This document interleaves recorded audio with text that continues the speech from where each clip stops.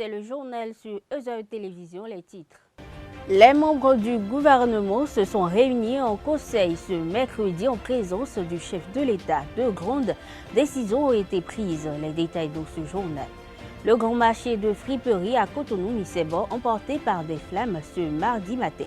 Propriétaires et clients de cet univers constitué de plusieurs ressortissants de pays voisins ont vu ces boutiques et hangars transformés en cendres. À suivre le témoignage dans un instant.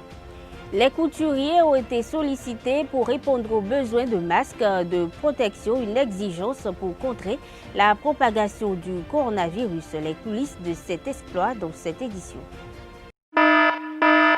Alerte coronavirus. Attention, attention, le coronavirus se transmet très facilement et fait des ravages. Pour l'éviter, le port du masque de protection est obligatoire en tout lieu.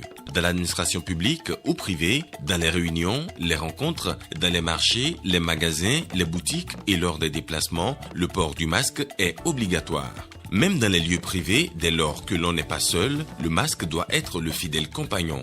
Mais attention, le port de masque de protection ne dispense nullement d'appliquer les autres mesures de prévention, notamment le lavage des mains à l'eau et au savon et l'observance de la distance de sécurité sanitaire d'au moins 1 mètre entre personnes. Enfin, s'abstenir de porter des gants en vue du lavage régulier des mains à l'eau et au savon ou de l'application de gel hydroalcoolique. Pour tout savoir sur l'épidémie du coronavirus au Bénin, rendez-vous sur le site web www.gouv.bj/coronavirus. Ceci est un message du gouvernement de la République du Bénin.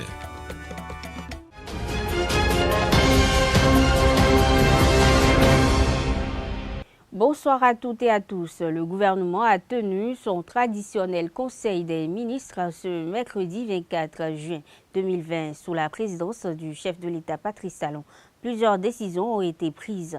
Au titre des mesures normatives, il a été décidé de la suspension de la cession du patrimoine foncier des communes transmission à l'Assemblée nationale pour examen et vote du projet de loi portant protection de la santé des personnes en République du Bénin, création de la Société pour l'approvisionnement en produits de santé et approbation de ses statuts, modification du décret portant attribution, organisation et fonctionnement de l'Observatoire de l'emploi et de la formation, puis nomination des membres de son conseil d'administration, attribution, organisation et fonctionnement du ministère de la Défense nationale, attribution également, organisation et fonctionnement du ministère des enseignements maternels et primaires, retrait de l'agrément accordé à la société Yellowbet pour l'exploitation de paris sportifs en ligne. Plus de détails vous seront donnés dans nos prochaines éditions.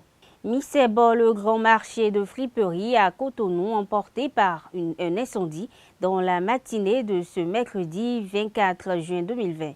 Plusieurs boutiques et hangars ont été consumés par le feu dont la cause reste inconnue pour l'instant. Quelques victimes et témoins en parlent au micro de nos reporters. Je réside à Nicebo ici. Les immeubles que vous voyez, les maisons que vous voyez, c'est nos maisons qui sont brûlées.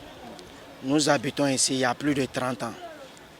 Ce matin déjà à 7 h par là où je me lavais, j'étais sous la douche. C'est comme ça que j'ai vu ma mémé crier. Ah, grand-papa, faut sortir, il y a du feu, il y a du feu. Donc j'étais un peu troublé, donc je lui demandais, mais comme c'était la vieille, je l'ai d'abord esquivé, je l'ai d'abord aidé à ce qu'elle descende, sans savoir où était le feu premièrement. Donc à ma grande surprise, c'est tous derrière vous, ici on fait la cuisine. Donc on a regardé, j'ai regardé juste à l'intérieur du marché, donc j'ai vu qu'il y avait du feu effectivement là-bas. J'ignorais comment le feu avait commencé à prendre. Mais voir l'intensité du feu, je savais déjà que ça allait nous toucher. Donc c'est comme ça, j'ai couru, j'étais seul. Presque tous mes grands frères, mes parents, tout le monde était déjà sorti. Parce que c'était à 7h20, 7h15 par là. Donc les résidents, les riverains, ceux qui étaient déjà dans le marché, presque ils n'étaient même pas arrivés. À peine 2 ou 3 personnes qui essayaient d'éteindre le feu. Donc vous voyez l'intensité du feu. 3 personnes ne pouvaient pas éteindre. Donc ça nous a étouffés. Et voilà tous les dégâts. J'étais pratiquement seul. Avant que les premiers sapeurs-pompiers ne viennent, vraiment le dégât était déjà à ce niveau. Le second a mis du temps vraiment à venir, donc on ne pouvait plus rien sauver. Ce qui a provoqué ça, je ne peux pas savoir parce que j'étais encore sous la douche. Ce qui a vraiment provoqué ça, j'ignore ce qui a provoqué ça. On a juste vu le feu vraiment prendre la flamme. Si vous avez perdu déjà votre coffre-fort, si tous vos diplômes qui sont à l'intérieur, vous les avez perdus depuis 20 ans d'études, tout ça, je ne crois pas s'il y a quelque chose qui reste. Regardez juste derrière. Vous ne pouvez rien récupérer pour dire que bon, il y a ce bien-là qui me reste. Tout travail que tu as fait depuis ton enfance, que tes parents ont eu à faire, les biens, tout et tout, en un seul jour, en 30 minutes ou en 1 heure de temps, tu perds tout. Tout ce que tu peux demander, c'est de demander d'aide. Tu as tout ce que tu as aujourd'hui, c'est le Saint-Esprit, le seul Dieu que nous en prions, Allah, et puis la force des autorités. Donc on leur demande vraiment de nous venir en aide, de venir constater les dégâts faits, de venir vraiment sur le lieu, de voir comment tout est brûlé. Il n'y a rien qui est resté, rien n'est récupérable. Okay. Aujourd'hui, ce matin, à Missebo, le feu a commencé par derrière là-bas, derrière le Croju. Quand le feu a commencé, on ne sait même pas que le feu va venir ici. Et le est en train de brûler un peu. On a appelé les sapeurs-pompiers. À l'heure qu'on on a appelé les sapeurs-pompiers, ils ne sont pas venus à l'heure. C'était à 9h comme ça, on a appelé. Et maintenant, on est en train d'appeler jusqu'à quelqu'un est parti là-bas d'abord, les suivre. Et ils sont venus. Quand ils sont venus, ils ont trouvé que c'est comme ça. Et ils ont appelé encore. Et ils sont venus. Quand ils sont venus, ils ont commencé par éteindre le feu. Maintenant, le premier, les sapeurs-pompiers qui sont venus premièrement, ils voient que leur truc là ne peut pas suffire. Ils ont encore appelé renfort. Renfort est venu. Quand renfort veut venir, avant que renfort vienne là, le feu est venu ici. Nous-mêmes, on ne sait pas. Si c'est au courant, nous-mêmes, on ne sait pas. Ouais, les dégâts, maintenant, on ne sait pas ce qui a causé le feu. Qu'est-ce qui a brûlé? C'est les bois. Après les bois, les marchandises qui sont dans leur boutique. Quelles marchandises? Les habits, les pantalons, habits, chapeaux, tout. Là, ça a commencé maison derrière et pour passer ici. Quand on a venu, on ouvre les boutiques là. Tout là, il y a fumé partout. Le feu là, c'est déjà couvert toutes les maisons. Et encore, les ils sont arrivés avec l'eau, ils ont commencé. Vous avez perdu quoi? Ça, ici là, j'ai jusqu'à 600 balles dans les magasins là. Et tout est brûlé? On va trouver qu'il y a moins un peu, mais c'est gâté beaucoup quoi. Il y a ce que l'eau, on prend pour arrêter les feux là, ils sont déjà gâtés les balles. C'est ça, balle de friperie là, si l'eau touche là, c'est déjà gâté. C'est votre magasin? Oui, c'est mon magasin. Le premier là, c'est mon magasin. Si vous voulez l'entrer pour voir les tirures là. Ias Sossou a recouvré sa liberté depuis cet après-midi. Le journaliste béninois était enfermé depuis décembre 2019 à la prison civile de Cotonou pour avoir sorti de leur contexte et publié sur les réseaux sociaux des propos de Mario Metonou, procureur du tribunal de première instance de Cotonou. Suivez les premiers mots du journaliste et de son avocat, maître Brice Roussou, à la sortie de l'institution pénitentiaire au micro de Jean-Didier Seka, GFT Hongay et Bilermion Lalou. Mon état d'esprit, c'est l'état d'esprit de celui qui vient de passer 6 mois de prison. Donc voilà, un prisonnier. Donc comme je l'ai dit, la prison c'est pas une palace. Donc j'ai essayé de m'adapter. Et mon état d'esprit, c'est l'état d'esprit de quelqu'un qui vient de sortir de prison. Je suis heureux de retrouver ma famille, de retrouver mes proches, de retrouver mes collaborateurs. Et je crois que ça, c'est le plus important actuellement. La procédure judiciaire est toujours en cours parce que, à sa demande et avec son accord, nous avons fait un pourvoi en cassation parce que nous estimons que, telle que la décision a été rendue, il y a un problème d'application des lois de la République. Donc il faut que la Cour suprême nous départage. Nous avons fait le pourvoi en cassation. Nous attendons qu'on nous appelle pour que nous puissions déployer les moyens de droit que nous avons. Mais pour l'instant, nous avons une minime satisfaction qui est qu'au lieu de 18 mois, il vient de faire 6 mois de prison, il est sorti. Le plus important était qu'il sorte d'abord, qu'il recouvre sa liberté parce que nous l'avons dit à l'audience. Les lois de la République du Bénin, c'est que le journaliste ne doit jamais se retrouver en prison pour ses écrits, pour son travail professionnel.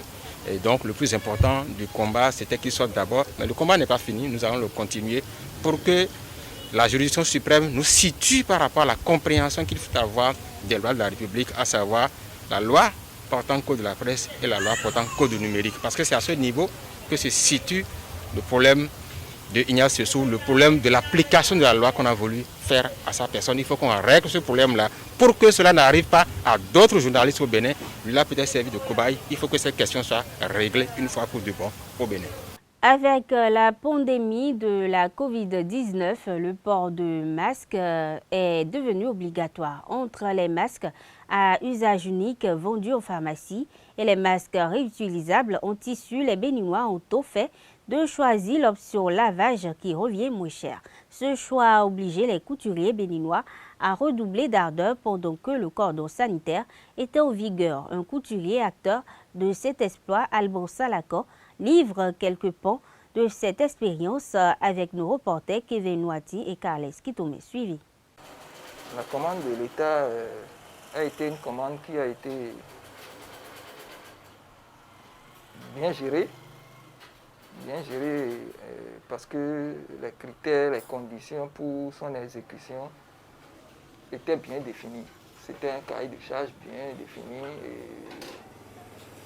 c'est vrai que c'est le délai dans lequel on devrait l'exécuter qui a été un peu short, mais face à des circonstances données, on se plie toujours en 4 pour donner le résultat escompté. C'est d'ailleurs ce qui a fait que le gouvernement a été à plus d'un titre satisfait du délai dans lequel ils nous ont commandé et de ce qui a été fait, du fait qu'on nous a fait confiance, pas que nous en tant qu'individus, mais plutôt en tant que structure faîtière du domaine de la création de la mode du Bénin. Et donc c'est une association à laquelle cette commande-là a été en fait confiée.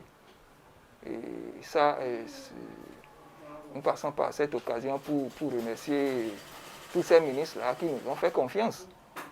Parce qu'il y avait 4 ministres qui ont géré ce dossier-là de bout en bout pour que ce qui a été réalisé de manière spectaculaire, spéciale, en 5 jours, puisse faire l'effet que le chef de l'État a souhaité vivement parce que ça nous a permis de réaliser une quantité qu'aucun de nous, dans notre corps de métier, n'aurait imaginé en 5 jours qu'on aurait produit comme capacité de production. Aucun. Personne d'entre nous. On a dû se mettre en lobby, on a dû se mettre en groupe de travail très sérieux, organisé avec une certaine discipline.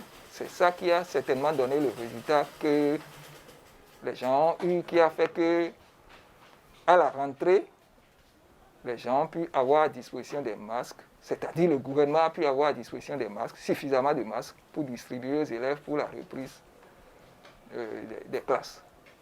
Mais nous regrettons aujourd'hui que tout le monde n'a pas pris conscience de ces actes-là qui ont été posés. Nous qui sommes dans le domaine de la confection, nous nous sommes sacrifiés pour que ces masques-là soient à disposition et que ça soit porté.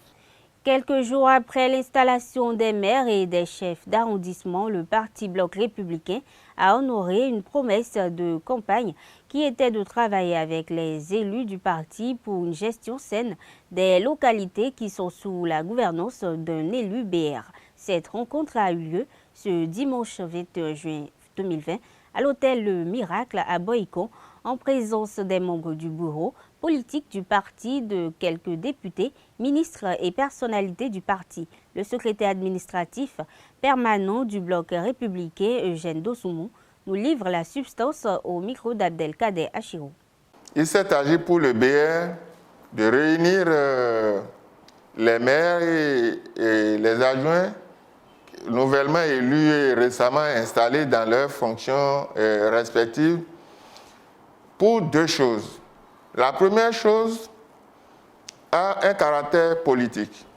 Il s'agit de leur rappeler les engagements qu'ils ont pris devant le peuple béninois durant la campagne. Les engagements autour desquels le peuple leur a accordé sa confiance pour les élire aux postes respectifs qu'ils occupent aujourd'hui. Donc ça, c'était le premier message, c'était le message politique fort que le BR a voulu adresser à l'ensemble du peuple béninois. La deuxième chose, comme vous avez dû le constater, les élus BR sont pour la plupart de nouvelles têtes. Ce ne sont pas des gens qui étaient déjà rompus à la politique, parce que le BR a fait l'option de faire des hommes politiques pour l'avenir. Donc vous avez vu dans nos positionnements, la plupart de nos candidats étaient des jeunes. Nous avions fait cette option-là de promouvoir la jeunesse et de promouvoir les femmes. Et pour le dimanche dernier était également l'occasion de fournir à nos élus des outils techniques de gouvernance communale. La journée du dimanche 21 juin dernier s'est déroulée en 3 séquences. La première, c'était les discours d'ouverture d'usage. La deuxième séquence, qui est la plus importante, c'est la formation même, le rappel des engagements d'une part et la formation technique animée par les experts du ministère de la décentralisation d'autre part. Enfin, la troisième séquence a été le moment fort où chaque élu BR a pris l'engagement, a remis son engagement entre les mains du secrétaire général national du parti pour dire oui, les engagements que nous avons pris, ce n'est pas du bluff, ce n'est pas de la poudre aux yeux, c'est du concret que nous voulons faire. Voilà, ils ont pris cet engagement qu'ils ont remis entre les mains du secrétaire général national. Bon, enfin, c'est par ce geste-là que l'atelier a pris fin dimanche dernier.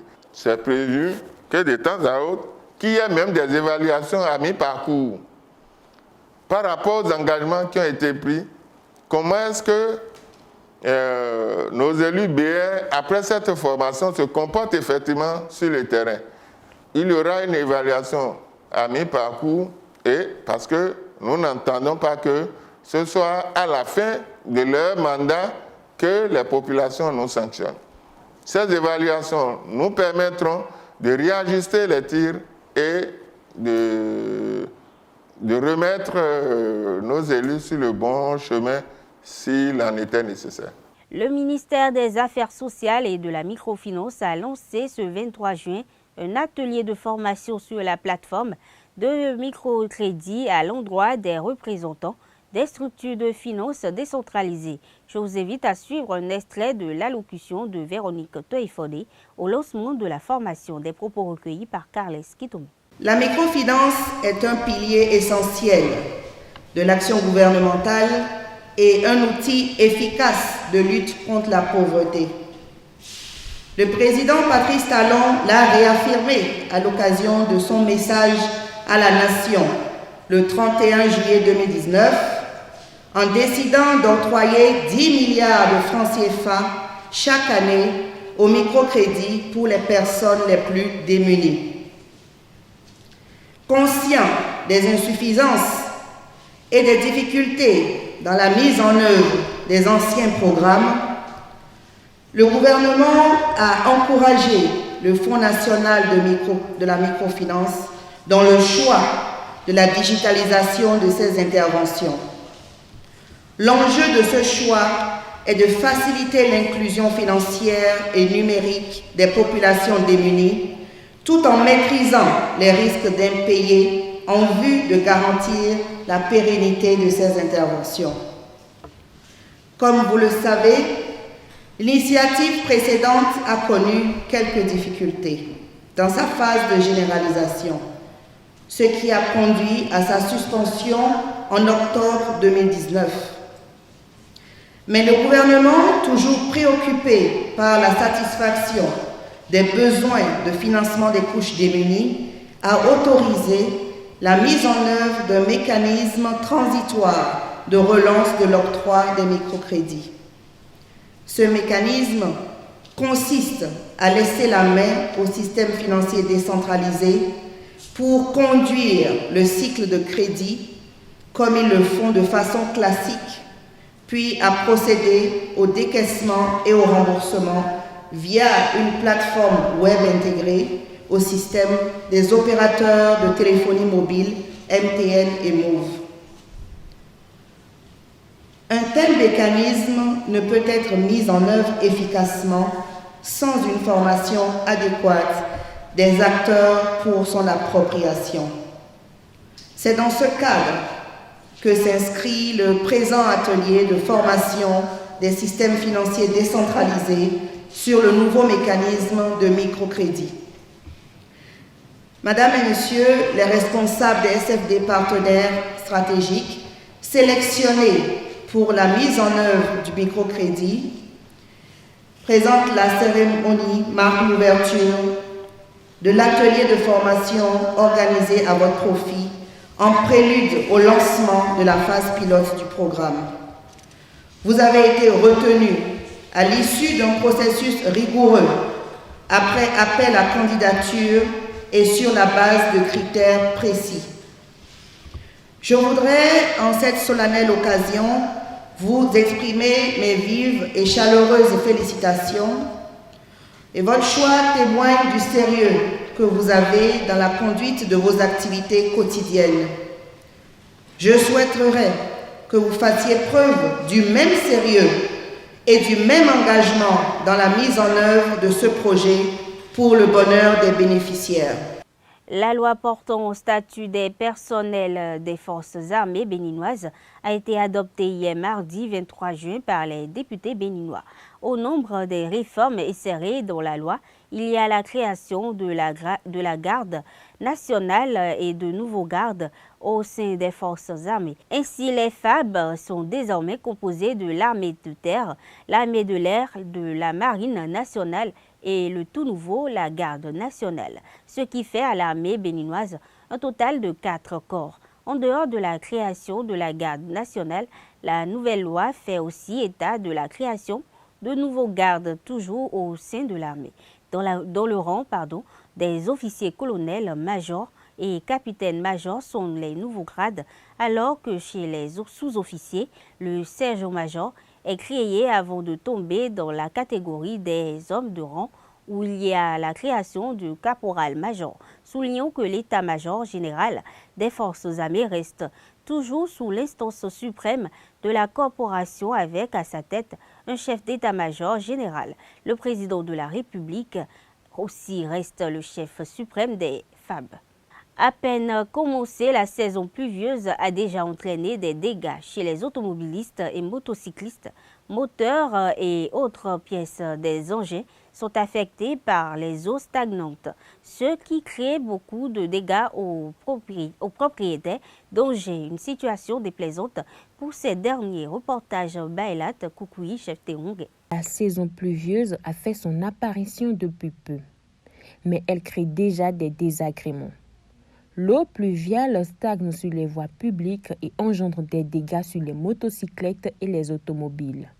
Les dommages que le passage dans l'eau crée dans ces temps-ci, il y a les dents-chaînes qui se gâtent vite, les patins freins, les roulements, et puis il y a aussi les rouilles. Moto bon siméon, nous qui nous blé le moto, roulement maillot, retour pivot, synabloc. L'eau stagnante et pluviale endommage plusieurs pièces de différentes qualités et valeurs. Patin qui est à 1000 francs, l'original qui est à 2000, le roulement qui est à 500, l'original qui est à 1000 francs. Ça dépend de moto de c'est roulement églé. Et tout est dans le don et doit arriver bien mais il y a bien voiture américaine là mais les citoyens se plaignent de cette situation. C'est un temps ancien que nous traversons, mais vraiment, même vitamine, tu vois, nous disons vitamine, nous faisons nous mitao. Parce que à ce dia, pas parler de mon quoi de filer bon quoi là de soupe. Moi, bah ça cas de tout mais bon, j'ai tabaka que bon mon père. Ces désagréments n'épargnent pas les automobiles, car l'eau endommage également les pièces électroniques de celles-ci. Bon, à 40 ans, ils ont fourni chargement batterie. Et aussi, même on a oublié. Et même